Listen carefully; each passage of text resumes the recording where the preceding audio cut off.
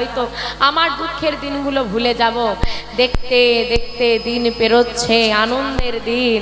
আর এই সময় দয়াময় বলে বসল, মায়াবতী তুমি আমাকে কতটা ভালোবাসো পরীক্ষা দিতে পারবে? ভগবান বলে রেখেছে, যে করে আমার আশ আমি করি তার সর্বনাশ।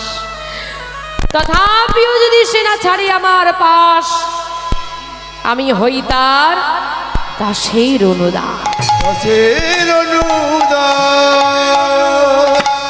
তুমি যদি আমাকে ভালোবাসতে পারো, ভালোবাসার মতো শত বাধা পেরিয়েও যদি ভালোবাসতে পারো, আমি তোমার দাস হয়ে যাব।